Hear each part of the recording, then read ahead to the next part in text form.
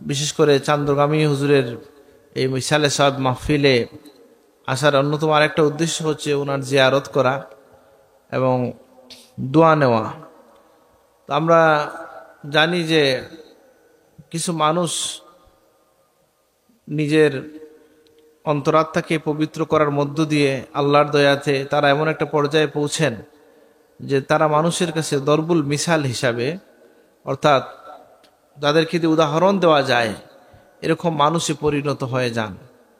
তা আমরা শিশুকাল থেকেই ওনার ব্যাপারে অনেক কথা শুনেছি, শুনে শুনে বড় হয়েছি। ওনার অনেক ছাত্ররা পেয়েছি যারা আমাদের উস্তাদ ছিলেন এবং ওনার অনেক ছাত্রদের পড়াশুনে আমরা বিমুগ্ধ হয়েছি। বিশেষ করে কোরআন তিলাওয়াতের যে ধারা, হিফজের যে ধারা, সেক্ষেত্রে একটা অনন্য ধারা বলা যায়। তো সেই হিসাবে এবং হযরত বদরপুরি রহমতুল্লাহ আলাইহির একজন খলিফা হিসাবে তার ব্যাপারে আমরা শুনেছি। আমাদের পারিবারিক পরিমণ্ডলে মুহাদ্দিস হুজুরের কাছ থেকে শুনেছি, ওনাদের ছাত্রদের কাছ থেকে, ওনার ছাত্রদের কাছ থেকে ওনার কথা আমরা শুনেছি। তো আসলে কোনো মানুষ দুনিয়া থেকে চলে যাওয়ার পরে তার ব্যাপারে ভালো আলোচনার উদ্দেশ্য হচ্ছে আল্লাহর হাবিবের যে হাদিস উযকুরু মাহাসিনা মাউতাকুম, এর আলোকে ভালো কথাগুলো আলোচনার মধ্য দিয়া আমরা তাকে স্মরণ করলাম এবং আমাদের এই কথাগুলোকে আল্লাহ যদি সাক্ষী হিসেবে কবুল করেন তাহলে এটা ওনার জন্য উপকারী হয়, আমরাও তার দোয়া লাভ করতে পারি। আল্লাহ আমাদেরকে তৌফিক দান করুন, আমিন আমিন। এটা তো সকলেই জানেন, যেহেতু এলাকার মানুষ, ওনার জীবনীতেও বোধহয় এটা লেখা হয়েছে। আমরা ছোটকাল থেকে একটা কথা শুনছি যে ওনাকে বদরপুরি রহমতুল্লাহ আলাইহির কাছে যখন উনি বলছিলেন যে আমি কি করব, তিনি বলছেন তুমি তোমার বাড়িতে গিয়ে বসে থাকো, তো তোমার যা কিছু প্রয়োজন কোরআনের খেদমত করো, আল্লাহ তোমার কাছে পাঠিয়ে দিবেন। আলহামদুলিল্লাহ, তার জীবনে তিনি, তার কোনো এক ছাত্র আমাকে এটা বলছেন যে তিনি কোনো কিছু খাওয়ার আশা ইচ্ছা ব্যক্ত করলে সেটাও তার কাছে চলে আসছে। সুবহানাল্লাহ। এটা আমি ওনার ছাত্র থেকে শুনছি, ঘটনাটা আপনারা জেনে থাকবেন। এটা কোথায় আমি ঠিক জানি না। বলছেন যে উনি এক জায়গায় সফরে গেছেন, যে সফরের মধ্যে হঠাৎ উনি গিয়ে বলছেন যে আমার হরিণের গোশত আর নাগামরিচ খাইবার জানে স্যার। তখন ওনার ছাত্ররা নাকি বলছেন যে আজকে এখানে তো কেউ হরিণ পাওয়ার কথা, এটা কোনো পাহাড়ি এলাকা না, আর দেখি তো হুজুরের ইচ্ছা পূরণ হয় কিনা। কিছুক্ষণ পর নাকি দেখা যায় যে একজন কেউ হ্যাঁ আবার হরিণের গোশত শুনে যদি আপনারা মনে করেন এখন কিন্তু হরিণ মারা নিষেধ, এটা জানেননি, এখন কিন্তু হরিণ মারাটা বেআইনি। ওই সময় তো আর এত আইন ছিল না, হরিণও কম ছিল না। যাই হোক, তো উনি বলতেছে যে কিছুক্ষণ পরে দেখা যায় ভার দিয়ে একজন লোক আসতেছে, আয়সা বলছে যে আমি 2-3 দিন থেকে শিকার করতে পারি না, নিয়ত করছি আজকে যদি আল্লাহ 2টা দাও একটা হুজুরকে দিব। সত্যি 2টা পাইছি, একটা হুজুরের জন্য নিয়ে আসছি। আর আসার সময় আমার বিবি বলছেন যখন যাই না তাইলে গরু নাগামরিচ হয়েছে ওটাও একটু লইয়া যাও। এটা আমি শুনছি ওনার ছাত্রের কাছ থেকে। আলহামদুলিল্লাহ, কেউ তো আসলে আল্লাহকে ডাকে না এই জন্য যে আমি দুনিয়ার কিছু অর্জন করার জন্য আল্লাহকে ডাকা, এটা আমাদের উদ্দেশ্য না। কিন্তু এটাই আল্লাহর বিধান যে আল্লাহর কাজ করবে আল্লাহ তার কি হয়ে যান, আল্লাহ তার দুনিয়াকে তার অনুগত করে দেন। এই জন্য হযরত এর কথা একটা আছে, রাবিয়া বসরির, যে তিনি কি করেছিলেন, যে তিনি একদিন আগুন আর পানি নিয়ে দৌড়াইতেছিলেন। একজন জিজ্ঞেস করছে যে কেন আপনি আগুন আর পানি দিয়ে কি করতে চান? তিনি বলছিলেন যে আগুন দিয়ে আমি জান্নাত জ্বালাইয়া দিতে চাই আর পানি দিয়ে আমি জাহান্নাম নিভাইয়া দিতে চাই। কেন? বলে মানুষ আল্লাহর মায়ায়, আল্লাহর মহব্বতে আল্লাহর জন্য ইবাদত করবে, জান্নাত জাহান্নামের আশা এবং ভয়ে কেন ইবাদত করবে। অর্থাৎ এটা দিয়ে অনেকে আবার ভুল ব্যাখ্যাও করেছেন, কিন্তু সুফিয়ে কেরাম এটার ব্যাখ্যা দিয়েছেন যে একটা দর্শন এখানে আছে, যদি জান্নাত জাহান্নাম নাও থাকতো তাহলেও সকল বান্দার উপরে জান্নাতে যাওয়ার আকাঙ্ক্ষার জন্য নয়, বরং আল্লাহর রেজামন্দির জন্য আমরা ইবাদত করব। এখানে একটা দর্শন হচ্ছে এই যে আমরা জান্নাত জাহান্নাম না থাকলেও মানুষের জন্য আল্লাহর ইবাদত করা ওয়াজিব হইত। এটা হচ্ছে সুফিদের একটা দর্শন। তো যাই হোক, সুফিয়া কেরাম যারা আছেন তাদের দ্বারা তারা নিজেরা যেমন আলোকিত হন, ঠিক তেমনিভাবে তাদের দ্বারা সমাজ এবং মানুষ আলোকিত হয়। একজন মানুষ যখন আল্লাহওয়ালা হয়ে যান, আল্লাহর দ্বীনকে বা কোরআনকে ধারণ করেন, সেই মানুষের ক্ষেত্রে যেটা হয় যে তিনি নিজে যেমনটা সম্মানিত হন, আলোকিত হন, তার কারণে তার আরো বহু মানুষ উপকৃত হয়। এজন্য আমরা প্রত্যেকেই আল্লাহকে পাওয়ার চেষ্টা করি বা আল্লাহকে পাইতে চাই, সন্তুষ্টি অর্জন করতে চাই, কিন্তু সেটা আর পদ্ধতিটা বা দুনিয়ায় যে সম্মান চাই, এই বিষয়গুলোকে আমি কিভাবে দেখব? যেমন ধরেন, দুনিয়ার ক্ষণস্থায়ী কোনো পোস্ট পদবীর জন্য যদি কেউ ইউনিভার্সিটি টিচার হন, ওনার কিন্তু একটা অবসর আছে, একসময় উনি আর টিচার থাকবেন না। একজন মানুষ যদি এমপি মন্ত্রী হন, তারও একটা সীমা আছে, একসময় শেষ হয়ে যাবে। কিন্তু একটা বিষয়ে কখনো শেষ হয় না, সেই সম্মান, সেই পদবিটা যাওয়ার ভয় নাই, সেটা হচ্ছে আল্লাহর গোলামির পদবি। আলহামদুলিল্লাহ। যেমনটা আপনারা জানেন, আমরা অনেক জায়গায় বলছি যে আমার দাদা সাহেবকে যে প্রশ্ন করছিলেন, আইয়ুব খান পাঠাইছিলেন মিনিস্টার আব্দুল বাসির সাহেবকে মন্ত্রী হওয়ার জন্য, সাহেব বলছেন যে আপনাদের এই মন্ত্রিত্বের পোস্টটা কতদিনের? বলে সাহেব, এটার তো নিশ্চয়তা দেওয়া যায় না। সাহেব বলছেন, আমি অস্থায়ী কোনো সম্মানের চেয়ারে বসি না, আমি স্থায়ী সম্মানের চেয়ারে আসি। আলহামদুলিল্লাহ। এই জন্য এই দৃষ্টিভঙ্গিটা আমরা, এই জ্ঞানটা বা এই দৃষ্টিভঙ্গি, এই দর্শনটা কাদের কাছে পাই? যাদের জীবন আলোচনা করলে, যাদের কথা আলোচনা করলে, যাদের জীবনের দিকে তাকাইলে বোঝা যায়। বলেন তো, অনেক আল্লাহর ওলি অভাবের মধ্যে জীবন কাটাইছেন কি কাটান নাই? কাটাইছেন। অনেকের জীবনে এটা শুনবেন যে খাবার দাবারের কষ্ট করছেন, আসে না? এখনকার যুগে এটা কম শোনা যায়, কিন্তু কোনো এক সময় তো এমনও ছিল যে সকলের ঘরে অভাব থাকতো, কাহাত থাকতো, দুর্ভিক্ষ থাকতো, খাবারের অভাব থাকতে পারে, কাপড়ের অভাব থাকতে পারে, কিন্তু তাদের মধ্যে আল্লাহর বা আল্লাহর গুলামির অভাব ছিল না। যার মধ্যে আল্লাহর গুলামির অভাব নাই, সেই ধনী। দেখেন, আপনার নবীজির সাহাবীরা ছিলেন যারা সবচেয়ে উত্তম মানুষ রাসূলুল্লাহর পরে, তাদের মধ্যে অনেকের গায়ে দেওয়ার মতো কাপড় ছিল না। আহমদ ইবনে হাম্বল রহমতুল্লাহ আলাইহি আজ-জুহুদ কিতাবের মধ্যে নিয়ে এসছেন যে 70-এর অধিক সাহাবী রাসূলুল্লাহর পিছনে নামাজ পড়তেন, যাদের গায়ে দেওয়ার মতো কাপড় ছিল না, শুধু লুঙ্গি পরে তারা নামাজ পড়তে হইতো। সুবহানাল্লাহ। কিন্তু এতে করে তাদের মূল্য আল্লাহর কাছে কমে যায় নাই। সুতরাং আমরা আল্লাহর ওলিদের জীবন থেকে এবং তাদের জীবন আচরণ থেকে এটা আমরা বুঝতে পারি যে আমরা যদি আল্লাহর সাথে, আল্লাহর গোলামের সাথে, আল্লাহর জিকিরের সাথে, আল্লাহর হাবিবের সুন্নতের সাথে জীবন যাপন করি, তাহলে এই দুনিয়ায় আমাদের যদি কিছু কষ্ট হয়, দুনিয়ার কষ্ট যে সবসময় কষ্ট না, এটা কিভাবে বুঝবেন? আমি বললে তো হবে না। যেমন আল্লাহ নবী সামনে একজন বলছিল এই কথা, যে এই লোকটারে আল্লাহ মায়া করছে, কোনো রোগ সুখ ছাড়াই মারা গেছে। তো নবীজি বললেন, তোমাকে এটা কে বলেছে? যদি রোগাক্রান্ত হয়ে সে মারা যাইতো, হইতে পারতো আল্লাহ হয়তো এর উসিলায় তার গুনাহ মাফ করে দিতেন। তাহলে একজন মানুষ রোগী হইলেই তিনি হতভাগা, এমন মনে করার কারণ নাই। রোগ মানুষের গুনাহ মুক্তির কারণ হয়ে যায়। রাসূলুল্লাহ ফরমাইছেন, এমনকি পায়ের মধ্যে যদি একটা কাঁটাও বিঁধে, এর বিনিময়ে আল্লাহ একটা গুনাহ মাফ করে দেন। সুবহানাল্লাহ। এখন এই যে আমরা যদি কখনো জীবনে দুঃখ আসে, বেদনা আসে, তাহলে আমরা কি করি? যে আল্লাহ যদি কোনো বান্দাকে, মুয়াত্তা মালিকের মধ্যে হাদিস এসেছে, কোনো বান্দাকে যদি বিপদে ফেলেন, আল্লাহ ফেরেশতাদেরকে বলেন, দেখো তো তাকে যারা দেখতে আসে সে তাদেরকে কি বলে। সেই লোক যদি আল্লাহর শুকরিয়া আদায় করে, বুঝেন নাই? ধরেন একজনের অ্যাক্সিডেন্ট হয়েছে, হ্যাঁ, অথবা কোনো একটা বিপদে পড়ছেন, উনি যদি এই কথা বলেন যে আমি আল্লাহর উপর খুশি আছি, আমার উপর এর চেয়ে বড় বিপদ আসতে পারত, বলা যায় না এই কথা? এইভাবে যদি কেউ বলে, হাদিসের মধ্যে আসছে আল্লাহ তার যে রক্ত গেছে, যার গুস্ত নষ্ট হয়েছে, এর চেয়ে উত্তম রক্ত এবং গুস্ত তাকে দান করেন। তাহলে মুমিনের বৈশিষ্ট্য হচ্ছে এটা, যে আমরা সর্বাবস্থায় আল্লাহর উপর খুশি থাকবো। আল্লাহ আমাদেরকে তৌফিক দান করুন, আমিন। তো আমি এখানে যে ছেলে তিলাওয়াত করলেন, তিলাওয়াতের বিষয়ে এটা আমরা যদিও নসিহত করার যোগ্যতা আমি রাখি না, তারপরেও বলছি যে বর্তমান সময়ে মিডিয়ার যে তিলাওয়াতগুলো আসছে, সেই তিলাওয়াতের মধ্যে আপনি দেখবেন অনেক সময় ভুলও হয়। উস্তাদ যেহেতু নাই, কোরআন শুধু শুনে শুনে যদি তেলাওয়াত করা যাইতো তাহলে তো ক্যাসেট শুনেই কেরাত শুদ্ধ করতে পারতো মানুষ, উস্তাদ লাগতো না।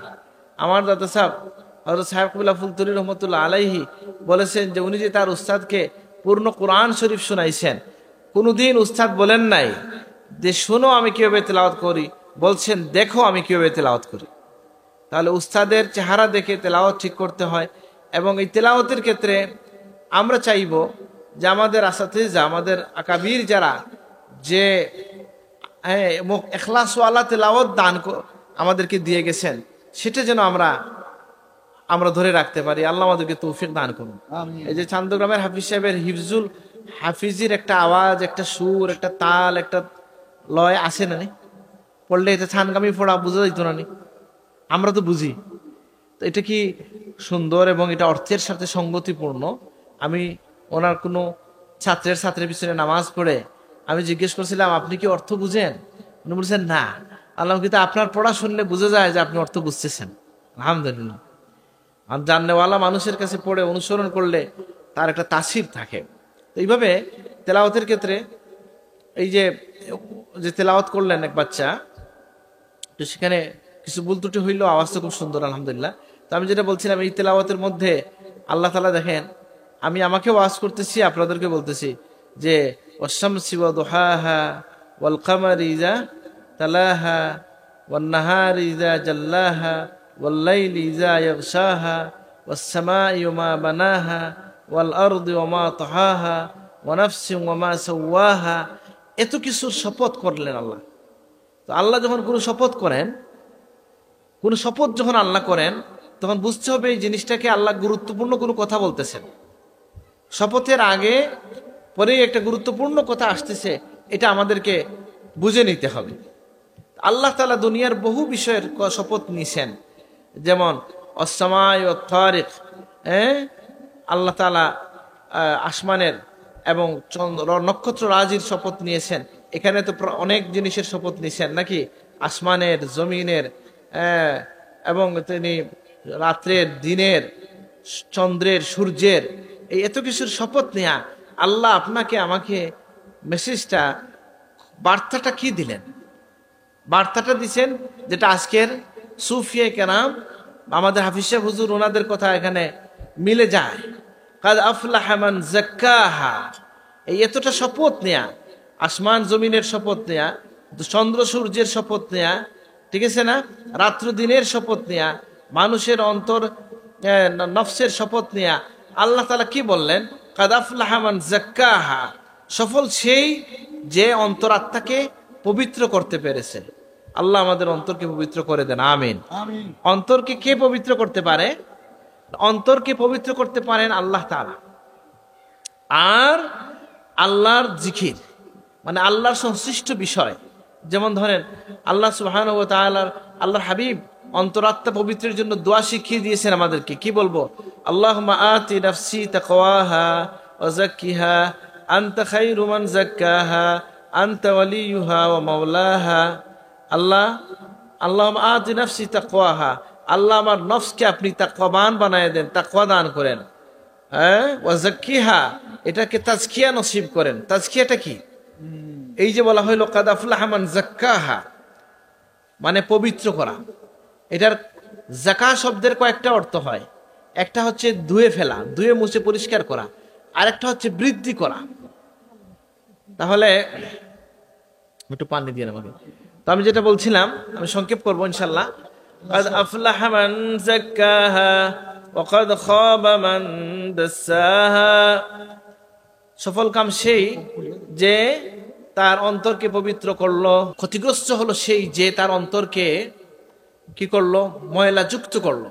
এখন আমরা জিজ্ঞেস করি, আমি আমাকেও বলি, আপনাদেরকেও বলি, যে আমাদের অন্তর ময়লায় আবরণ পড়ে কি পড়ে না?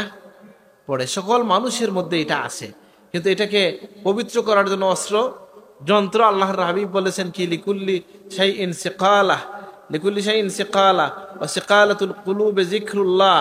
সব জিনিস পরিষ্কারের যন্ত্র আছে, অন্তর পরিষ্কারের যন্ত্র হইল আল্লাহর জিকির। সুবহানাল্লাহ।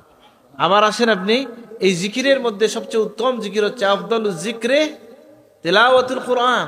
কোরআনের তেলাওয়াত হচ্ছে সবচেয়ে উত্তম জিকির। আল্লাহ আমাদেরকে প্রতিনিয়ত প্রত্যেকদিন তিলাওয়াত করার তৌফিক দান করুন, আমিন। এমন অনেক কারি সাহেব, হাফিজ সাহেব আমরা আছি যে রমজানের আগে আর কোরআন খোলা হয় না, এরকম মানুষ আছে না? অনেকেই আমরা আছি, আল্লাহ মাফ করুন। আমি যেহেতু কথা বলি এই জন্য বইয়ে মাঝে মধ্যে পড়ি, যেমন আজকে আসার আগে, আজকে কালকে পড়ছি মনে আছে, আজকের কথাটা মনে নাই। তো যাই হোক, বা এমনিও যদি না দেখেও একটু সময় তিলাওয়াত করেন আপনি, কিন্তু তিলাওয়াতটাকে অভ্যস্ত রাখতে হবে। ওসমান রাদিয়াল্লাহু আনহু বলছেন, আমার জীবনের কোনো একটা দিন এইভাবে যাবে আমি এটা ভাবতেও পারি না যে কোরআনের কমপক্ষে একটা পাতা আমি না দেখবো। সুবহানাল্লাহ। তাইলে এই জন্য, আর আল্লাহ তার শানে, এই জন্য কোরআনের সাথে তার এই সম্পর্ক যে তিনি কি করেছেন, আল্লাহ তার শানে আয়াত নাজিল করেছেন যে আম্মান হুয়া কানিতুন আনা আল-লাইলি কাইমা সাজিদান ওয়া কাইমান ইয়াহযুরুল আখিরা ওয়া ইয়ারজু রাহমাত রাব্বিহ, যে তিনি কি করতেন, আল্লাহর রহমতের আশায় তিনি সারা রাত দাঁড়াইয়া কোরআন তেলাওয়াত করছেন। সুবহানাল্লাহ। তো যাই হোক, যেটা বলছিলাম যে আল্লাহর নবী আমাদেরকে দোয়া শিখিয়ে দিয়েছেন অন্তরাত্মা পবিত্র করার জন্য। আল্লাহুম্মা আতি নাফসি তাকওয়াহা ওয়া যাক্কিহা আনতা খায়রু মান যাক্কাহা আনতা ওয়ালিয়ুহা ওয়া মাওলাহা, যে আল্লাহ আমাদের অন্তরকে আপনি তাকওয়া দান করেন, এটাকে পবিত্র করে দেন, এবং আপনি এটার উত্তম পবিত্র করনেওয়ালা, হ্যাঁ, এবং আপনি এটার ওলি, মালিক এবং অভিভাবক। তো মানুষের অন্তরাত্মাটা কার কাছে? বলে আল্লাহর হাতে, আল্লাহর কাছে এটার নিয়ন্ত্রণ। এই জন্য আল্লাহর কাছে এই অন্তরকে পবিত্র করার জন্য ইয়া মুকাল্লিবাল কুলুব সাব্বিত কালবি আলা দীনিক হাদিসের দোয়া আছে, আমরা পড়ি। আল্লাহ আমাদের অন্তরকে তার দিকে ঝুঁকাইয়া দেন, আমিন। তো যেটা বলছিলাম যে এই সমস্ত ওয়াজ করার আসলে যোগ্যতা তো আমি রাখি না, কিন্তু এটা বলার উদ্দেশ্য হচ্ছে যে আমরা আজকে একজন তাজকিয়া প্রাপ্ত মানুষের কাছে আমরা আসছি। ওনার হৃদয় পরিষ্কার ছিল, অন্তরাত্মা পবিত্র ছিল, এটা ওনার আশপাশ, ওনার পরিবার পরিজন, ছাত্ররা এটা সাক্ষী দিছে কি দিছে না? মানে আমি তো একটু পড়ছি ওনার জীবন থেকে, বুঝেন নাই, যে একটু পড়লাম, যেটা দেখলাম যে সুবহানাল্লাহ, আল্লাহর উপর তাওয়াক্কুলের কত সুন্দর নমুনা ছিলেন। সুবহানাল্লাহ। আচ্ছা, এই আলোচনাটার উদ্দেশ্যটা কি? এখন উদ্দেশ্য যদি এটা হয়, বলে আমি উদ্দেশ্য করলাম যে না, এটা বলে কি বুঝাইতে চাই আমরা, এইভাবে আমরাও যেন এইভাবে হইতে পারি, রং ধারণ করতে পারি। আল্লাহ আমাদেরকে তৌফিক দান করুন, আমিন। আর যখন চোখের সামনে কোনো নজির থাকে, দূরের কারো কথা যদি আপনি বলেন, তাহলে মানুষ বলে কি, বলে আল্লাহ আমরা কোনাদের মতো হইতে পারবো কিনা? বলে না, ইতিহাস বলার উদ্দেশ্য হচ্ছে কি, বলে ওনারাও মানুষ ছিলেন, ওনাদের আল্লাহর কাছে চেষ্টা করেছেন, আল্লাহ তাদেরকে দান করেছেন। আপনি আমি চেষ্টা করলে আল্লাহ ওয়াদা করেছেন আমি তোমাদেরকেও দেব। সুবহানাল্লাহ। কি বলেছেন যে আল্লাহ কাকে, আল্লাহু ইয়াজতাবি ইলাইহি মান ইয়াশা ওয়া ইয়াহদি ইলাইহি মান ইউনিব, আল্লাহ যাকে ইচ্ছে তাকে বেছে নেন, আর যে আল্লাহর কাছে বিনীত হয়, অনুগত হয়, আনত মস্তকে চায়, আল্লাহ তাকেও হেদায়েত দান করেন। সুবহানাল্লাহ। এখন যদি কোনো মানুষকে আপনি পাবেন যারা মাদারজাত ওলি থাকেন, আলহামদুলিল্লাহ এরকম মানুষ দুনিয়ায় গেছেন তো নাকি? বড় পীর আব্দুল কাদের জিলানী রহমাতুল্লাহ আলাইহি মাদারজাত ওলি ছিলেন, এটা প্রায় সকলে একমত নাকি? উনি নিজে বলছেন যে আমি কিশোর বয়সে খেলতে লাগছিলাম ইয়েতে বাচ্চাদের সাথে, আমি গায়েব থেকে আওয়াজ শুনছি, ইলাইয়া ইয়া মুবারক, হে মুবারক সন্তান আমার দিকে চলে আস। সুবহানাল্লাহ। তিনি বলেন আমি ভয় পেয়ে গেলাম, আমি আমার ঘরের দোতলার মধ্যে উঠে দেখি, আমি তো জানতাম না উনি কিশোর ছিলেন, যে আমি আমার ঘরের ছাদে উঠে দেখি আরফার ময়দান আমার সামনে। মানে কি, আরফার ময়দানের, আরফার দিনে তিনি যেন খেলাধুলায় ব্যস্ত না হন, এটা আল্লাহ তাকে, সেই বিষয়ে আল্লাহ তাকে পছন্দ করে তাকে কবুল করে নিয়েছে। সুবহানাল্লাহ। আল্লাহ যাকে ইচ্ছে তাকে বেছে নেন, এটা রিসালাতের ক্ষেত্রেও হয় এই কথা। নবীদেরকে আল্লাহ বাছাই করে নিছেন। আমরা হতাশ হব না, আমরা মায়ুস হব না, আমরা জানি যে আল্লাহ আমাকে গুণ দিছেন, কিন্তু সেই গুণটাকে আমি আল্লাহর প্রতি যেন ব্যয় করতে পারি, আল্লাহ তৌফিক দান করুন, আমিন। এই কথা যদি মনে আসে যে আমি তো মাতৃগর্ভ থেকে আর ওলি আল্লাহ না, তাইলে আমার দ্বারা কি কিছু হবে? বলে ইনশাল্লাহ হবে। আল্লাহ যে বলছেন তুমি যদি আমার কাছে মাথা নত করো আমি তোমাকেও কবুল করবো। সুবহানাল্লাহ। ওমান তাযাক্কা ফাইন্নামা ইয়াতাযাক্কা লিনাফসিহি, এরকম একটা আয়াত আছে না? আমি যেমন ভুল কইছি না ঠিক কইছি? ঠিক আছে। তখন কি বলছেন যে ব্যক্তি পবিত্রতা অর্জন করে সে তার নিজের জন্য করে। মানে কি? বলে আপনি যে আপনার অন্তরকে পবিত্র রাখেন, আপনি যে জিকির করেন, আপনি যে আল্লাহর জিকিরে থাকেন, অজুর সাথে থাকেন, অন্যের খারাপ চিন্তা করেন না, এটা কার জন্য? বলে তোমার নিজের জন্য। সুবহানাল্লাহ। আচ্ছা বলেন, যে লোক অন্য মানুষের প্রতি হিংসা বিদ্বেষ রাখে, যার হিংসা করে তার ক্ষতি বেশি হবে না তার ক্ষতি বেশি হবে? হিংসুকের ক্ষতি বেশি হয়। কোন দিক থেকে হয়? একটা হচ্ছে নিজের জীবন অন্ধকার হয়ে যায়, আর হিংসা তো এমন একটা জিনিস দেখা যায় না, এটাকে তো পুষবে না। আর যদি এটাকে বাস্তবায়ন করতে যান তাহলে আপনি খারাপ কাজ করবেন, ক্ষতি কার হইল? ওনারই হইল। আরেকটা মনস্তাত্ত্বিক ক্ষতির কথা আমি বলতে পারি।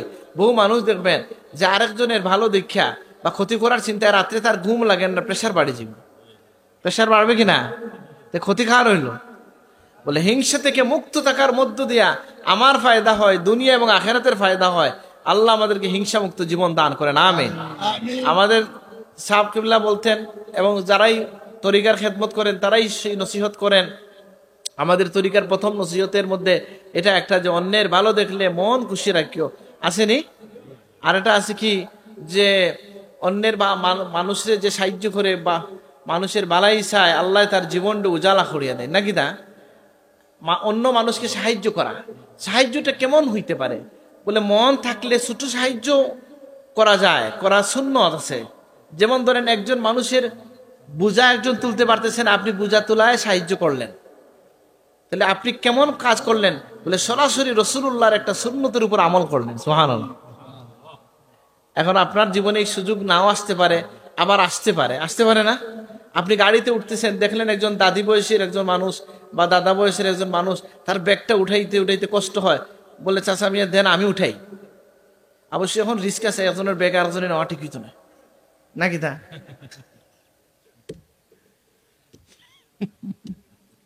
এটা বলা, এরা তো রেকর্ড টেকর্ড করতেছে, এটা বলা মুশকিল। আমার স্যারকে, মুরব্বী স্যার ছিলেন, ময়মনসিংহ থেকে আসছেন, উনি বলছেন স্যার আসে আমাদেরকে, উনি যে তার সবকিছু হারাইছেন কিভাবে, এই ঘটনা বর্ণনা করছেন এইভাবে, যে আমি ট্রেনের এখানে বলতেছি, হাঁটতেছি, একজন এসে বলছে যে চাচা মিয়া কোথায় যাবেন? অমুক জায়গায় যাবো। হ্যাঁ আমিও তো যাবো। কিছুক্ষণ একসাথে ঘুরতে ঘুরতে বলছে আপনার কষ্ট হচ্ছে না, ব্যাগটা আমার কাছে দিয়ে দেন। উনি দিছেন। তো একসাথে ট্রেনে উঠতে লাগছেন, খুব ভিড় হয় ময়মনসিংহের ট্রেনে, এটা লোকাল ট্রেন ছিল। উনি নাকি ভিতরে ঢুকে দেখেন যে ওই লোক ঢুকে নাই, উনি বাইরে আছে, আর শুধু বলতেছে আরো ভিতরে যান, আরো ভিতরে যান। আর আমাদের স্যার বলতেছেন যে আমি লজ্জায় কাউকে বলতে পারি নাই যে এই লোকটার কাছে আমার ব্যাগ। যাই হোক, এটা রসিকতা করে বলা যায়, কিন্তু অনেক যেমন আমি এটা বলা তো ভুল হবে কিনা জানি না। এই যে গতদিন আমি প্লেনে আসার সময় এক মুরব্বী পাইলাম, রাজনগর এলাকায় বাড়ি, হ্যাঁ, বয়স্ক মানুষ। তো উনি তার ব্যাগটা নামাইতে পারেন না। তো আমার পরিচয় উনি ইতিমধ্যে পাইছেন, আমার দাদা সাহেবের আবার বক্তব্য বুঝলাম। তো এটা বড় কথা না। তো আমি যখন ওনাকে এটা বললাম যে আমি আপনার ব্যাগটা নামাইয়ে দিতেছি, একটু ব্যাগটা নামাইয়ে দিতে পারলাম, আমি আল্লাহ শুকরিয়া আদায় করলাম যে একটা সুন্নতের উপর আমল করতে পারছি। আবার যখন হাঁটতে লাগলাম, তখন অনেক দূর পথে গিয়া এটা ব্যাগ বহন করে নিতে হবে, আমার ব্যাগের উপরে উঠাইয়া আমি একটু আগাইয়া দিলাম। তো এই আগাইয়া দেওয়ার মধ্য দিয়া আমার খুশি হওয়ার কারণ কোথায়? যে আলহামদুলিল্লাহ, এখন বলার কারণে হয়তো আমার সওয়াব কমে চলে যাবে কিনা জানি না, কিন্তু বলতেছি এই যে একটা সুযোগ পাইলাম আমি, যে আরেকজন মানুষকে সাহায্য করলাম, কেমন হলো?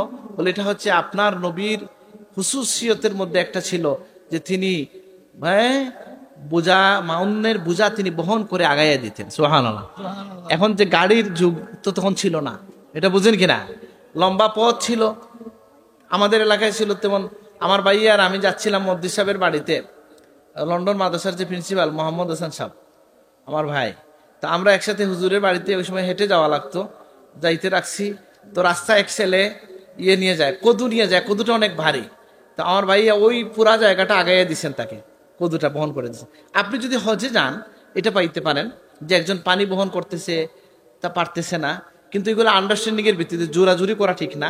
আর এখনকার যুগেরও তো কিছু সমস্যা আছে। যাই হোক, তো আমি যেটা বলছিলাম, যে কেউ যদি, এই যে আল্লাহ বললেন যে কেউ যদি তাজকিয়া অর্জন করে সে তার নিজের জন্য করে। নিজের জন্য কোথায়? বলে যে মানুষ তাজকিয়া অর্জন করলো, অন্তরকে পবিত্র রাখলো, তাই সে মানসিকভাবে শারীরিকভাবেও সুস্থ থাকলো। আবার এই মানুষই এই কারণে আখিরাতেও সে সফল কাম হইল। সুবহানাল্লাহ। এই জন্য আমরা যারা তাজকিয়া অর্জন করেছেন যে সমস্ত মানুষ, তাদের ওয়াত্তাবি সাবিলা মান আনাবা ইলাই, আল্লাহ বলতেছেন আমার পথে যারা আগে থেকে বিনয়ী হয়ে চলছে তোমরা তাদের পথে হাঁটো। সুবহানাল্লাহ। তাহলে যারা আগে আল্লাহর পথে হাঁটছেন, চোখের সামনে যাদের নজির আছে, তাদের কথা জীবন আলোচনা এবং মানে এর মাধ্যমে আমরা নিজের জীবনে যেন এগুলা ধারণ করতে পারি। আল্লাহ আমাদেরকে তৌফিক দান করুন। আমি বলছিলাম যে বদরপুরি রহমতুল্লাহ আলাইহির কথা, রহমতুল্লাহ আলাইহির যে খোলাফা যারা ছিলেন, হ্যাঁ, তাদের অনেকের জীবন কেমন ছিল যে তাদেরকে দেখেও মানুষ হেদায়েত হয়েছে। সুবহানাল্লাহ। তাদেরকে দেখেও মানুষ হেদায়েত হয়েছে। এটা হাদিস শরীফের মধ্যে এসেছে, তাদেরকে দেখলে আল্লাহর কথা স্মরণ হয়। আল্লাহ এই সমস্ত মানুষ আমাদের মধ্যে বেশি বেশি করে সৃষ্টি করে দেন। আমিন। আমরা যেন নিজের জন্য, এই জন্য ভালো মানুষ হওয়া, যেমন ধরেন আপনি যদি কোনো মানুষকে, কেউ আল্লাহর ওলি হয়েছেন, তার জীবনে যে ত্যাগ কুরবানি আছে, সাথে সাথে এটাও বুঝতে হবে যে আল্লাহ তাকে দয়া করছেন বলেই তিনি এই ত্যাগ করে এই মর্যাদা হাসিল করতে পারছেন, তাই না? এই জন্য মৌলানা রুমির একটা কবিতা বলা হয়, দাদে উরা কাবিলিয়ত শর্তে নেস্ত বলকে শর্তে কাবিলিয়ত দাদে উস্ত। এটার ভিন্ন ভিন্ন ভাষাও আমি পাইছি। সেটা কি, যে আল্লাহর দয়া ছাড়া কেউ বড় মানুষ হইতে পারবে না, কিন্তু আল্লাহর দয়া পাওয়ার জন্য বড় মানুষ হওয়া লাগে না। যে কোনো ছোট মানুষকেও আল্লাহ দয়া করতে পারেন। সুবহানাল্লাহ। আল্লাহর দয়া পাওয়ার জন্য কোনো শর্ত নাই। আল্লাহ যাকে ইচ্ছে দয়া করবেন, ঠিক আছে না? আল্লাহর কাছে চাইছে ইবলিস শয়তান, আল্লাহ তাকে দান করছেন কিনা? বলে আল্লাহ কিয়ামত পর্যন্ত আমাকে জীবন দাও, আল্লাহ দিছেন কিনা তাকে? তার দোয়া কবুল করছেন। সুতরাং আপনি বিশ্বাস করেন আপনি তো তার হাবিবের উম্মত, সুতরাং আপনার আমার দোয়া আল্লাহ নিশ্চিতভাবে কবুল করেন। আলহামদুলিল্লাহ। উজিবু দাওয়াতাদ দাঈ ইযা দাআন, কেউ যখন আমাকে আহ্বান করে আমি সাথে সাথে তার কথার সাড়া দিই। সুবহানাল্লাহ। এটা আমি অনেক জায়গায় বলছি যে এই কথা শোনার সাথে সাথে মনে প্রশ্ন আসতে পারে যে আমি যা চাই তা তো সাথে সাথে পাই না। আমি এইবার গতকালকেও কোথায় বলছি মনে পড়ে যে আমি যা চাইলাম এটা তো পাইলাম না, এটা মনে আসতে পারে আপনার। আসলে এবং কোনো কিছু নাই যে চাইলে পাওয়া যায় না, বরং হাদিস শরীফের মধ্যে এসছে, আল্লাহ উলামায়ে কেরাম এটার ব্যাখ্যা করেছেন যে আল্লাহ তিন ভাবে দেন, সাথে সাথে দেন, না হয় সময় মতো দেন, আর না হয় এটাকে আখেরাতের জন্য জমা রাখেন। কিয়ামতের ভয়াল দিনে যখন বান্দা আটকে যায় এটাকে ওজনের মধ্যে দিয়া তার নেকির পাল্লাকে ভারী করে পার করে দেন। সেজন্য দোয়া, আর দোয়া হুয়াল ইবাদা, দোয়া নিজেই একটা ইবাদত। আপনি যখন বললেন ইয়া আল্লাহ আমার ছেলেটা বিদেশে কষ্টে আছে, আপনি তাকে ভালো রাখেন, দোয়া যে করছেন, এই বাক্যটাও আল্লাহর কাছে জিকির হিসাবে, একটা ইবাদত হিসাবে লিখিত হয়ে যায়। সুবহানাল্লাহ। এই জন্য আমরা আল্লাহর কাছে দোয়া করব এবং আমরা নিজের অন্তরাত্মাকে পবিত্রকরণের চেষ্টা করব আল্লাহর ওলিদের অনুসরণে। আল্লাহ আমাদেরকে তৌফিক দান করুন। আমি শেষ করতে চাই আমার বক্তব্য। অনেকে দেখবেন এই কথা বলে, যখন আমি আমার বড় চাচার কথা কোনো জায়গায় বলি, কোনো জায়গায় যদি সাকিবিলার কথা বলি, তো মনে একটা প্রশ্ন আসতে পারে যে বাবা চাচার বা দাদার ওয়াজ দিয়ে কি ওয়াজ করা ঠিক কিনা? যদি আপনার পূর্বপুরুষ ইমানদার হন, নেককার হন, তাদের কথা বলে আপনি শিক্ষা নিতে পারেন, অসুবিধা নাই। বুঝেন নাই কথা না? অন্যায়টা নেবেন না, ন্যায়টা গ্রহণ করবেন। আপনি কার সুন্নত? নবীদের সুন্নত হচ্ছে পূর্বপুরুষের দোহাই দেওয়া।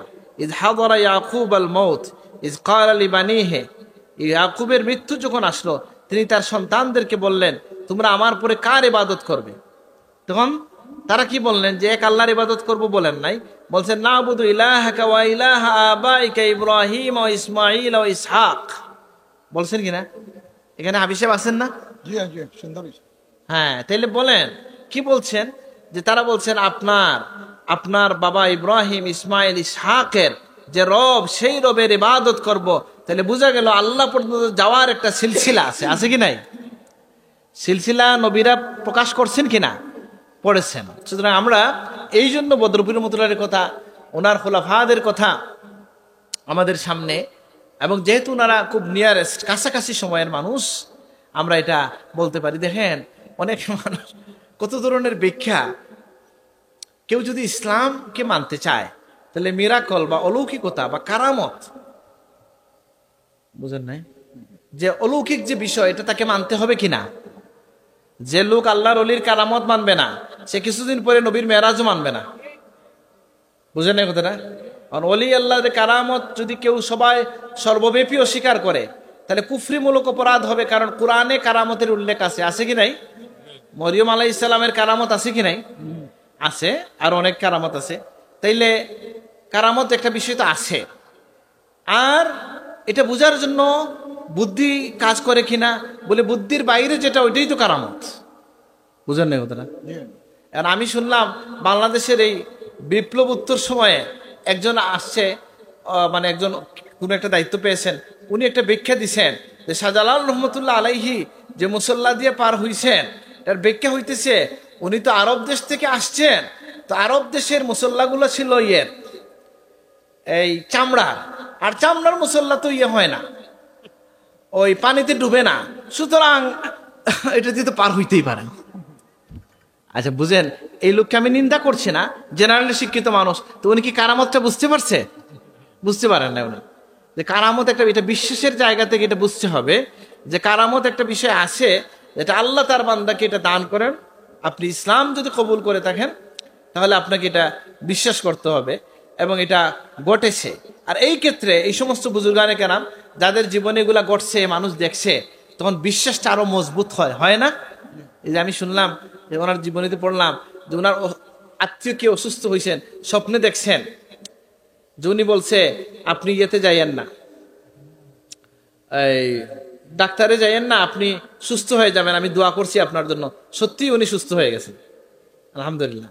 তাইলে দোয়ার কারণে বা আল্লাহ ওলিদের সোহবতে আল্লাহ তাআলা তাদের হাতের মধ্যে বা এটা গুণ দিছেন, এটা আল্লাহ দিতে পারেন।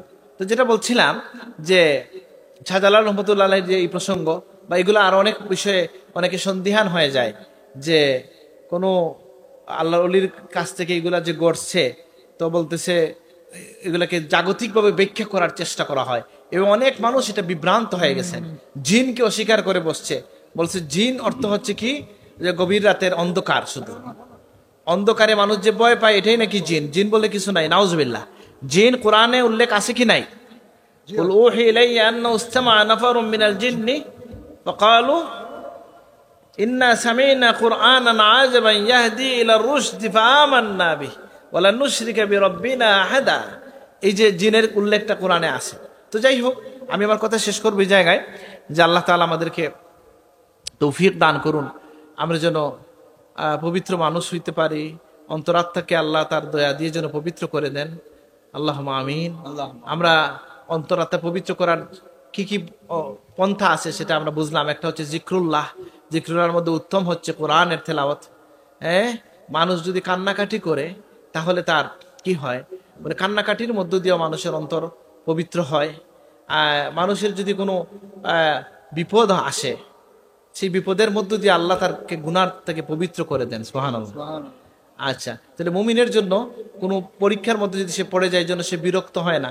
নবীজি বলছেন মুমিন আজাবান লিল, মুমিনের ব্যাপারটা খুব বিস্ময়কর, যে সে যদি কোনো কিছু আল্লাহর কাছ থেকে পায়, শাকারা, শুকরিয়া আদায় করে, আর যদি না পায় সবারা, সে ধৈর্য ধারণ করে। আল্লাহ তাকে কি করেন, এই ধৈর্যের বিনিময়ে কি করেন বলে, আখিরাতে আল্লাহ বলে ইন্নামা ইউওয়াফাস সাবিরুনা আজরাহুম বিগাইরি হিসাব। দুনিয়ায় যারা ধৈর্য ধারণ করেছে আমার জন্য, আমার দিকে তাকাইয়া, আমি তাদেরকে কি করি, বেহিসাব আখিরাতে তাকে বুঝাইয়া দিই। সুবহানাল্লাহ। তো এই জন্য আমরা এই তাজকিয়ার যে পন্থাগুলা, সোহবতে সালেহিন, এটার মধ্য দিয়া যাদেরকে দেখলে আল্লাহর কথা স্মরণ হয়, যা উযুকির আল্লাহ, এটার মধ্য দিয়া আমরা যেন তাজকিয়া অর্জন করতে পারি, আলোকিত মানুষে পরিণত হইতে পারি। আল্লাহ তৌফিক দান করুন, আমিন। সাহেব কিবলা বলছেন যে বদরপুরি সাহেবের কাছে কেউ গেলে প্রথমেই তাকে তিনি কি বলতেন, যে বদরপুরি রহমতুল্লাহের কাছে কেউ গেলে প্রথমে কি সবক দিতেন, যে কোরআন তিলাওয়াত করা, নামাজ পরিমাণ কেরাত শুদ্ধ করে নেওয়ার জন্য তাকিদ দিতেন।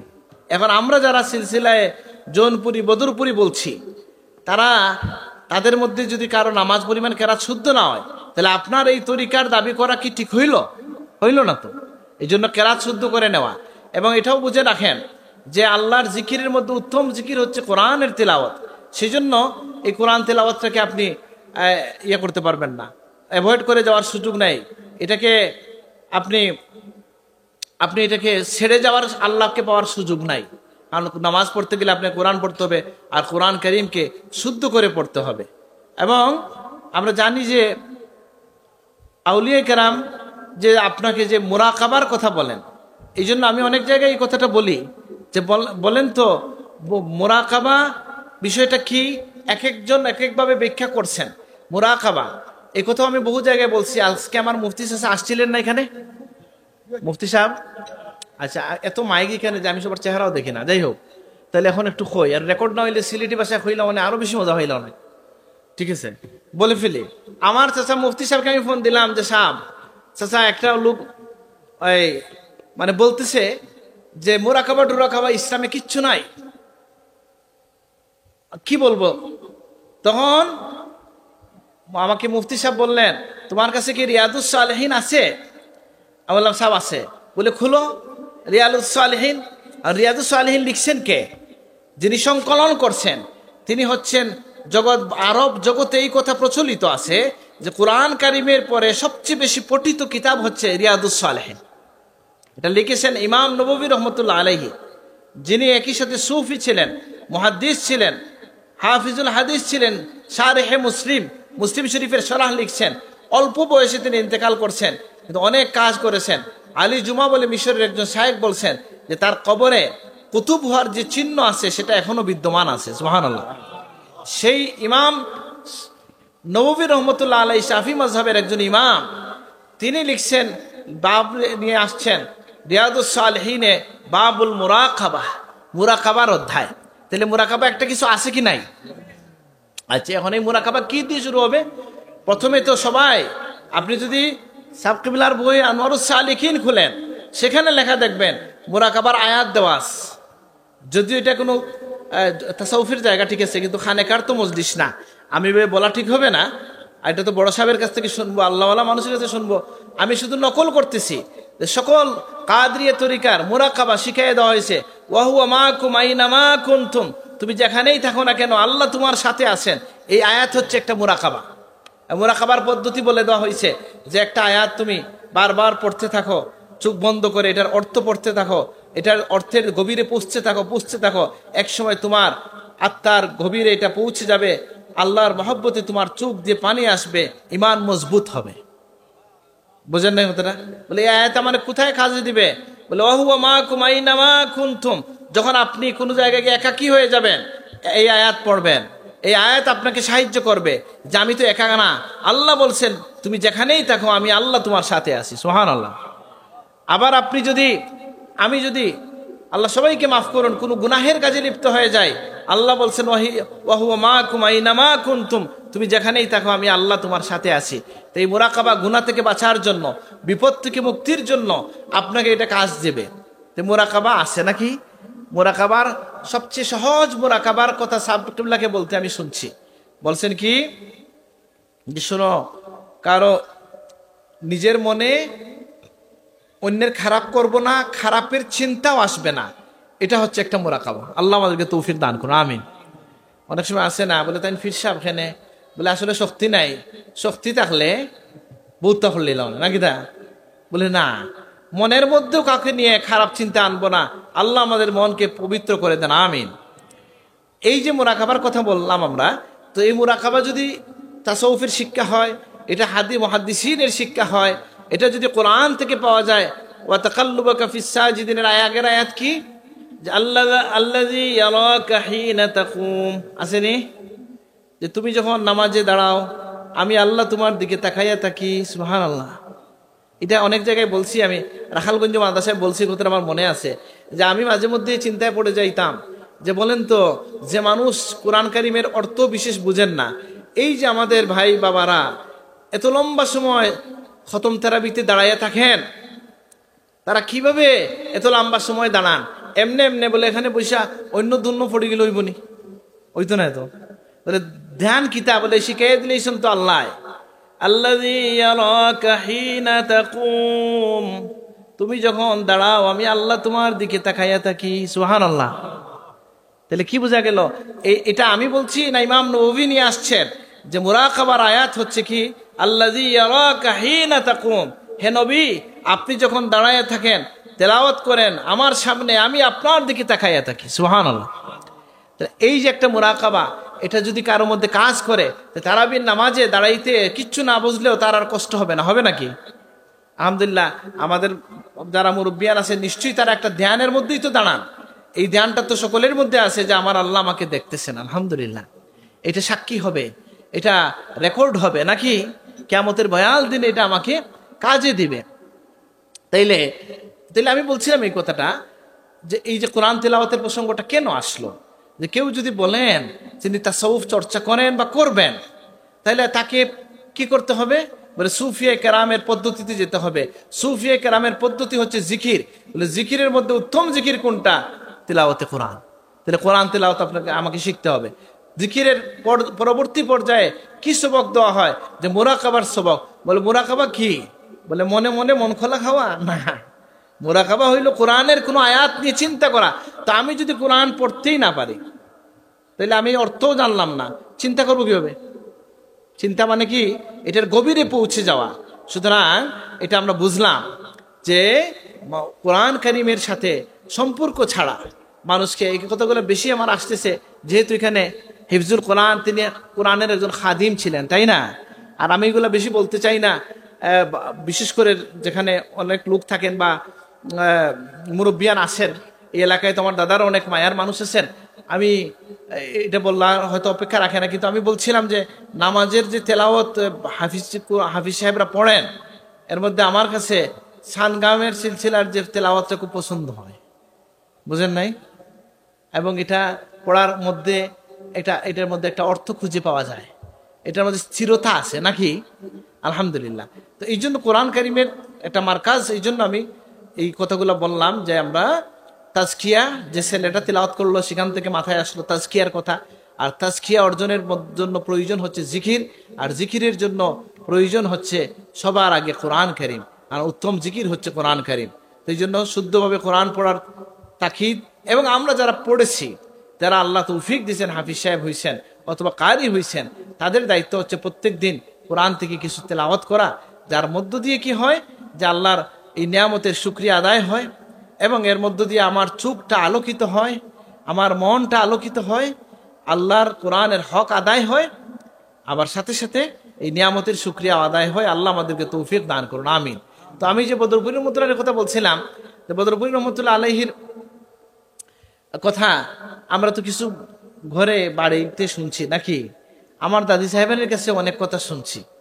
তো এগুলা থেকে আমরা যেটা বুঝলাম যে তিনি শরীয়তের উপর পাবন্দ একজন আল্লাহর ওলি ছিলেন, এবং তার সাথে যারা ছিলেন তারা অত্যন্ত আলোকিত মানুষ হয়েছেন, মানুষকে তারা আলোকিত করতে পেরেছেন। এবং সেটার মূল বিষয়টা কি ছিল? যে তাদের মধ্যে আল্লাহকে পাওয়ার একটা আকাঙ্ক্ষা ছিল। কেউ এই জন্য গিয়ে আল্লাহর ওলির কাছে যায় না, যাওয়া উচিত না যে আমি পীর সাহেব হব, এই জন্যই যাবে যে আমি সংশোধন হব নাকি? তাজকিয়া অর্জন করব কেন? বলে কিছুদিন আল্লাহ বিল্লাহ করিয়া পীর বইয়া ফু দিয়া টেকা লইমু, ওইবনি, ওই তো নাই তো। তাহলে তাজকিয়া কাকে বলে? তাজকিয়া হচ্ছে আমি আমার নিজেকে পবিত্র করব। এই জন্য আর রিসালা আল কুশাইরিয়ায় বলা হয়েছে খিলওয়াত, যেটা যে একাকী হওয়া আল্লাহর জন্য, যেটা কোরআন কারীমে যেটার দলিল আছে, ওয়াতাবাত্তাল ইলাইহি তাবতিলা, আল্লাহর জন্য দুনিয়া থেকে তুমি নিজেকে কাট আপ করে নাও, সম্পর্ক ছেদ করে নাও। রাসূলুল্লাহকে আল্লাহ বলছেন নবীদের যুগে খিলওয়াত ছিল। মূসা আলাইহিস সালাম 40 দিনের খিলওয়াত করছেন, মানে নির্জনতা অবলম্বন করেছেন। জাকারিয়া আলাইহিস সালাম 3 দিনের নির্জনতা অবলম্বন করেছেন নাকি? আবার আমার রাসূলুল্লাহ কি করেছেন? গারে হেরাতে তিনি দিনের পর দিন কানা ইয়াতাহান্নাসু ফি গারে হেরা, গারে হেরাতে তিনি নির্জনে বসে আল্লাহর জিকির এবং ইবাদত করতেন। এই যে একাকী হওয়া, এই জন্য এটা সুফিয়া কেরামের একটা শিক্ষা হচ্ছে আল্লাহর জন্য একাকী হওয়া। কিন্তু রিসালায়ে কুশাইরিয়ার মধ্যে বলে দেওয়া হয়েছে আপনি কি মনে করে আলাদা হবেন মানুষ থেকে, যে এই কারণে যে দুনিয়ার মানুষ নষ্ট হয়ে গেছে আমি আলাদা হয়ে যাচ্ছি, এটা মনে করা যাবে না। বলতেছেন খিলওয়াত বা নির্জনতার নিয়ত হবে যে আমি আমার অনিষ্টতা থেকে মানুষকে বাঁচানোর জন্য আমি মানুষ থেকে দূরে চলে যাচ্ছি। সুবহানাল্লাহ। অর্থাৎ নির্জনতার প্রয়োজন হয় কেন? যে কোনো কোনো সময় মানুষের ধরেন এমন কিছু আকাঙ্ক্ষা মনের ভিতরে জাগে, বেশি সময় জিকির করবে বা একটু একাকিত্বে আল্লাহর স্মরণ করবে, পুরা টাইম আল্লাহর জিকির করবে, বেশি বেশি আল্লাহর জিকির করবে এবং নিজেকে ইসলাহ করবে, নিজের মনকে নিয়ন্ত্রণ করবেন। এই জন্য নবীদের শিক্ষা, কোরআনের আয়াতের ভিত্তিতে, রাসূলুল্লাহর জীবনের ভিত্তিতে আমরা সুফিয়া কেরাম একটা শিক্ষা দেন যে খিলওয়াত বা নির্জনতায় যাওয়া। ফুলতলিতে আছে না এটা? গেছন তো নিশ্চয়, ঘোষণা দেওয়ার কিছু নাই। যাই হোক, তো সেটা কি বলে? নির্জনতা অবলম্বন করা। কিন্তু এই নির্জনতার জন্য উদ্দেশ্য হবে কি? যে আমি অন্য মানুষকে আমার অনিষ্টতা থেকে বাঁচাবো। অর্থাৎ আমি তাহলে একজনে গীবত করতাম, ক্ষতি করতাম, গালি দিতাম, বেশি মারতাম, বন্ধ।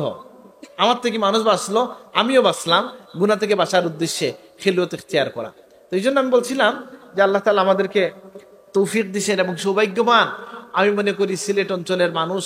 এই কারণে সৌভাগ্যবান যেহেতু আল্লাহর অলির পদধূলি এই অঞ্চলে পড়েছে। এই জন্য আমরা শুকরিয়া আদায় করি, আলহামদুলিল্লাহ। সারা বাংলাদেশের মানুষ, দুনিয়ার নানা প্রান্তের মানুষ এই অঞ্চলের মানুষকে শ্রদ্ধা করে। বুঝেন নাই? আমি কি বলবো আরো 5 মিনিট? তাহলে বলে ফেলি। আমাকে তুরস্ক থেকে এক শায়েখ ফোন দিছেন, বলতেছেন আমি যে জিয়ারত করে আসলাম শাহজালাল উদ্দিন, ওনার জিয়ারত করলাম, ওনার সম্পর্কে আমাকে একটু জানান তো, আপনি একটু বিস্তারিত জানতে চাই। তখন আমি লিখলাম যে ওনার ব্যাপারে ইবনে বত্তুতা তার রেহলাতু ইবনে বত্তুতার মধ্যে, ইবনে বত্তুতা বলে একজন ছিলেন, ভ্রমণের ছিলেন, লেখক ছিলেন, বিশ্ব পর্যটক ছিলেন। তিনি একটা বই লিখেছেন, ওখানে তার কথা আছে। তিনি বললেন তাই নাকি, আমাকে দেন তো, আমি দিলাম। উনি বললেন এই কাহিনী তো আমরা অনেক আগে পড়ছি, উনি কি সেই ব্যক্তি যার জিয়ারত করে আসলাম শাহজালাল? উনি বিস্মিত হয়ে গেলেন। ওনার কথা কি লেখা হয়েছে নিশ্চয়ই আপনারা শুনছেন, আমি মনে করাই দেই যে উনি বলতেছেন আমি যখন কামরূপ থেকে রওনা দিলাম, 3 দিন আগের পথে আমাকে রিসিভ করলেন কয়েকজন সাদা পোশাকের মানুষ, আমাকে বললেন চলে আসেন আপনি। তিনি বললেন আপনারা আমাকে চিনলেন কিভাবে? বলে 3 দিন আগে আমাদেরকে আমাদের শায়েখ বলছেন মাগরিব থেকে, আরব অঞ্চল থেকে, মাগরিব হচ্ছে এটা এখনকার মরক্কো, ওখান থেকে একজন পর্যটক আসতেছে, তোমরা তাকে রিসিভ করে নিয়ে আসো। সুবহানাল্লাহ। তিনি তাকে রিসিভ করলেন এবং বললেন শাহজালাল রহমতুল্লাহ আলাইহির কিছু বৈশিষ্ট্যের কথা এখানে তিনি উল্লেখ করছেন। উনি বলছেন যে আমি গিয়ে দেখলাম উনি একটা গর্তের মধ্যে বসবাস করেন, উনি সারা বছর রোজা রাখেন, 10 দিনে একদিন ইফতার করেন। সুবহানাল্লাহ। এখন আপনার আমার মনে এই প্রশ্ন আসতে পারে যে সৌমে ওসাল তো নিষেধ, তাইলে উনি 10 দিনে একদিন যে 1 কাপ দুধ খাইতেন এটা কি? বলে এটা হচ্ছে যেমন পানি দিয়ে যদি কেউ ইফতার করে ফেলে, তার ইফতার হয়েছে কি হয় নাই? হয়েছে তো, মানে কিচ্ছু একটা খাইলেই তো হইল, পানি খাইলেই তো হইল। বরং এই যে রোজা মাস আসছে, এখন ওয়াজ লম্বা হবে, আমাকে কথা উঠাইয়েন না, লম্বা হয়ে যাবে। এই যে রোজা মাস আসতেছে, আপনারা দেখবেন বাঙালি মানুষ সবার ফেটকিদা বলে খালি গুড় গুড় ফোড়ের। কেন ভাই? বলে রোজা কি আপনাকে অসুস্থ বানাইতে আসছে না সুস্থ বানাইতে আসছে? তাহলে কেন আপনার পেটে গুড় গুড় ফোড়ে? বলে প্রথমেই খাইলেই রঙিন শরবত, তারপরে পেঁয়াজু, তারপরে ছানা। বলে আপনার নবীকে জিজ্ঞেস করেন কি দিয়ে ইফতার করবেন? আল্লাহ রসুল বলছেন খেজুর খাবা, পানি খাবা। নবীজির আখলাক কি ছিল? যে নবীজি খেজুর খাইতেন, পানি খাইতেন। যদি খেজুর না থাকে তাহলে পানি খান। বলেন একজন মানুষ যদি 1 গ্লাস ভালো ফ্রেশ পানি খায়, তারপরে সে যাই খাক তার ক্ষতি হওয়ার সম্ভাবনা কম, তাই না? আর পেঁয়াজু খাওয়া কি তা ফরজ নেই না সুন্নতে মুআক্কাদা? কিছু তো নাই। তো যেটা ক্ষতি করে এটা আপনি কেন খাবেন? ফ্রেশ কিছু খান, ভাত জাতীয় কিছু খান, খিচুড়ি খান, নাকি ফলের রস খান, না একটু বেশি করে পানি খান, যেটা ক্ষতি করে না ওইটা খান। তো যেটা বলছিলাম, তিনি এইভাবে বললেন। আমি তার বৈশিষ্ট্য পাইলাম কি, যে তিনি গর্তের মধ্যে বসবাস করছেন। এখন আপনাকে আমি জিজ্ঞেস করি যে বলেন তো এই সিলেটটা কার হাতে বিজয় হয়েছে? রহমতুল্লাহ আলাইহি। তো উনি চাইলে কি অঞ্চলের রাজা হয়ে বসতে পারতেন কিনা, বা গভর্নর হইতে চাইলে পারতেন কিনা?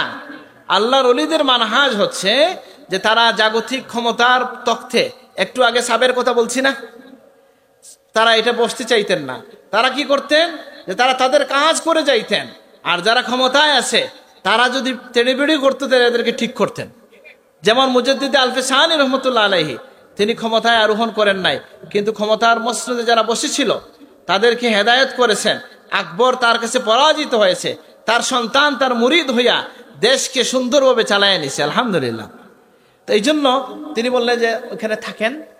আর একটা বড় ঘটনা, লম্বা হয়ে যায় ঘটনাটা, অনেক লম্বা ঘটনা। উনি বললেন যে আমি যখন উনি আমার সাথে মুআনাকা করলেন, আমার খবর নিলেন, 3 দিন পরে আমি যখন ছুটি নিলাম, তখন এর ভিতরে তো অনেক কিছু বলছেন আরো। হ্যাঁ, তার কাছে যে মানুষ হাদিয়া নিয়ে আসতো, ঠিক আছে না, এবং তিনি নিজে তার আশপাশে যারা সবাই এটা খাইতেন। এই যেমন শাহজালাল রহমতুল্লাহ আলাইহির মাজারে যে আপনি যান, তো সেখানে যদি আপনি কোনো টাকা দেন, আপনার উদ্দেশ্যটা কি হবে আমি বলি। আমাদের উদ্দেশ্য হবে যে এই দরগা শরীফে অনেক লোক খাওয়া দাওয়া করতেছে কিনা, এখানে কারেন্টের বিল আছে কি নাই, এখানের ম্যানেজমেন্টে খরচ আছে কি নাই। সুতরাং আমি 50 টাকা 100 টাকা দিই। অনেকে আবার এটার জন্য খেপে যায় যে এটা কেন দিবেন, এরা তো ধনী। বলে আমরা তো এটা বুঝি না। আমি বুঝি এখানে কারেন্টের বিলে, খেদমতে, পানির ব্যবস্থাপনায়, এগুলার মধ্যে আমি শরীক হইতে চাই। এখন আল্লাহর ওলির খেদমত করিয়ে কেউ যদি ধনী হয়ে যায়, আমি তো দুঃখিত না। বুঝেন না কথাটা? দুঃখিত না। যাই হোক, তো তিনি বললেন এগুলা বলে শেষ কথা যেটা বললেন যে আমি প্রথম যেদিন তার কাছে গেলাম, ওই দিন দেখলাম তার শরীরে সুন্দর একটা জুব্বা। যে জুব্বাটা দেখে আমার মনে হইল যে আহা, এটা খুব সুন্দর জুব্বা, যে এরকম কিছু একটা আমার থাকতো, এ কথা মনে হয়েছে। উনি বললেন বিদায়ের দিন দেখলাম আবার তার গায়ে, আবার তিনি দাঁড়ায় আমাকে বিদায় দিলেন, আর ওই জুব্বাটা এনে আমাকে দিয়ে দিলেন। উনি কি বলছেন না বলেন নাই? বলেন নাই তো। হ্যাঁ, এটা কেমন বলটা গায়েব না, কাশ বলা হয় এটাকে। একজনের খবর আরেকজনের মনে পৌঁছে যেতে পারে। এখন অনেক সময় বাচ্চার খবর, বাচ্চা যদি অসুস্থ হয়, বহু দূরে পিতামাতার মনে অশান্তি তৈরি হয় না? এটা বিজ্ঞানও স্বীকার করে। আমি যদি বিষয় কোনো কথা বলতে চাই না, এটাকে ইথারের মাধ্যমে যে খবর পৌঁছে যায়, বিজ্ঞানও এটা এখন স্বীকার করে, আলহামদুলিল্লাহ। তো যাই হোক, তো তিনি বললেন যে এটা তোমাকে দিলাম, আর তোমার হাত হইয়া, একজন জালেম শাসকের হাত হইয়া আমার ভাই অমুকের কাছে এটা চলে যাবে। এটা লম্বা ঘটনা। তিনি বলেন আমি সিদ্ধান্ত নিলাম যে এত সুন্দর জুব্বা আর শায়েকের এই জুব্বা, এটা আমি পরে কোনো জালেম শাসকের সামনে যাব না, গেলে তো নিয়ে যাবে, আর আরো কার কাছে চলে যাবে, এটা আমি রাখবো। উনি বলেন আমি গেছি চীনের এদিকে এক জায়গায়, হঠাৎ করে একদিন রাস্তায় দেখি নাকাড়া বাজতে শুরু করছে, এখন তাদের বাদশাহীর দিকে যায়। বাদশাহীর দিকে যাওয়ার সময় আমি তো জানি না এখন বাদশাহীর দিকে আসবে, ওই দিন আমার গায়ে এই জামাটা ছিল। তো সেই লোকটা আমার পরিচয় নিছে, পরিচয় জানতে চাইছে, কেমন আছি, তার সভাসদরা আমাকে কথা বলাইতেছে, আর ফাঁকি দিয়ে উনি বলছেন যে তোমার জামাটা তো খুব সুন্দর। উনি বলছেন হ্যাঁ সুন্দর, কিন্তু ওনার সভাসদরা বলতে শুরু করেছে, মিয়া তুমি জানো না, বাদশা কিছু পছন্দ করলে তো দিয়ে দিতে হয়, জানো না? মানে এক ধরনের জুরেই তারা এটা ওনার কাছ থেকে নিয়ে নিছে। বুঝেন না কথাটা? আচ্ছা, কিছুদিন পরে তিনি আল্লাহর ওই অলির সাথে দেখা করতে গেছেন। উনার গায়ে গিয়ে দেখেন তিনি এই কাপড়, উনি দেখে কিছু বলেন না, শুধু তাকান আর এটা হাত বললেন যে আমি যেটা দেখলাম ঠিক কিনা। অনেকক্ষণ পরে কথা বলেন, উনি বলেন কি আপনি কি আশ্চর্য হইতেছেন? বলে জি, এটা কিভাবে পাইলেন? বলে আমার দুস্থ শাহজালাল হচ্ছেন এমন যে তিনি মাশরিক থেকে মাগরিব পর্যন্ত তার ক্ষমতা চলে। সুবহানাল্লাহ। কি হইলা মাশরিক থেকে মাগরিব পর্যন্ত ক্ষমতা চলে? বলে যখন মুসলমান এই কথা বলে, তার মানে এটা আল্লাহর শক্তিতে তার শক্তি চলে নাকি? শাহজালাল রহমতুল্লাহ আলাইহির তাসারুফাত যদি মাশরিক থেকে মাগরিবে চলে, সেটা কি তার শক্তিতে না আল্লাহর দেওয়া শক্তিতে? এটাই তো কারামত। আর যে এটা বিশ্বাস করবে না, এবং এটার ইশারা আপনি কোরআনে পাবেন, ওমা রামাইতা ইজ রামাইতা ওয়ালাকিন্নাল্লাহা রামা, যে নবীকে বলছে আল্লাহ যে আপনি যখন নিক্ষেপ করেছেন বালি আপনি করেন নাই, আমি আল্লাহ করেছি। কখনো কখনো বান্দার সাথে আল্লাহর শক্তি যখন আসে, তখন বান্দার জাগতিক কানুনের যে শক্তি, এটা পার হইয়া, এটার হদ পার হইয়া আল্লাহর শক্তিতে এটা কুদরতে পরিণত হয়। বুঝেন নাই?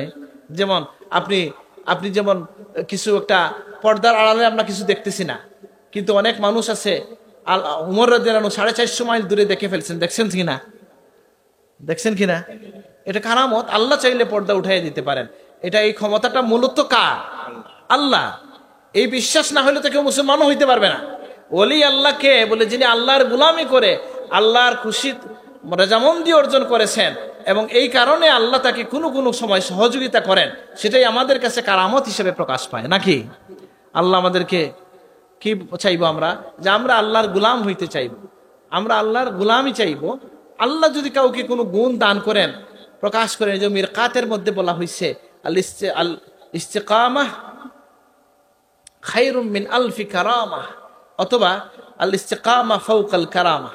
দুইভাবেই বর্ণনা পাইছি, এক এক কিতাবে এক একভাবে আসছে যে দিনের উপর টিকে থাকা 1000 কারামতের চেয়েও বড় কারামত। সুবহানাল্লাহ। আপনি যে ফজরের নামাজটা পড়তে পারছেন, এটা একটা কারামত। আপনি আল্লাহর বন্ধু, আল্লাহ আপনাকে ভালোবাসেন বলেই আমি নামাজে দাঁড়াইতে পারছি। এই জন্যই তো নামাজে দাঁড়াই প্রথমে বলি আলহামদুলিল্লাহ রাব্বিল আলামিন, যে রব সব কিছুর প্রতিপালক। কত মানুষ আসতে পারতেছে না, যিনি আমাকে তার সামনে দাঁড়ানোর তৌফিক দিয়েছেন, আমি তার প্রশংসা করছি আলহামদুলিল্লাহ। বুঝেন না কথাটা? তো সেই জন্য যদি ফজরের নামাজ বলি, পড়তে পারি, একবার সুবহানাল্লাহ বলতে পারি, তাহলে এটাই তো ঈমান। যে গায়েব প্রকাশ হয়ে গেলে তো আর আপনার ঈমান কবুল হয় না, তওবা কবুল হবে না। এটাই আমরা বিশ্বাস করি যে আল্লাহ বলছেন দুনিয়ার সকল বস্তু নিচয়ের চেয়েও, নবীজি বলতেছেন আল্লাহ ইলাহা ইল্লাল্লাহ জিকিরের গুরুত্ব মর্যাদা বেশি। সুবহানাল্লাহ। তামলাউল মিজান, সুবহানাল্লাহ আলহামদুলিল্লাহ তামলাআনুল মিজান। এই দুইটা পড়লে মিজান পরিপূর্ণ করে আল্লাহ নেকি দান করেন। সুবহানাল্লাহ। এবং এই বিশ্বাস আমরা রাখি। এবং যেটা বলছিলাম, আল্লাহর ওলিদের প্রসঙ্গ অনেক কথা হয়ে গেল, যেটার যোগ্যতা আমি আসলে রাখি না। এমন কোনো এগুলা বলা, কিছু বলার দুইটা উদ্দেশ্য, একটা হচ্ছে কপি করে বলা, আর একটা হলো নিজে থেকে বলা। আমি কিন্তু নিজে থেকে কিছু বিশেষ বলি নাই, আপনাদেরকে শোনাইছি কোথা থেকে? যেগুলা পড়ছি এখান থেকে। আল্লাহ আপনাদেরকে, বিশেষ করে আমাকেও যেন তাজকিয়া নসিব করেন, তাকওয়া নসিব করেন, আল্লাহ তার গুলাম হিসেবে কবুল করে নেন। আমিন। ওমা আলাইনা ইল্লাল বালাগ।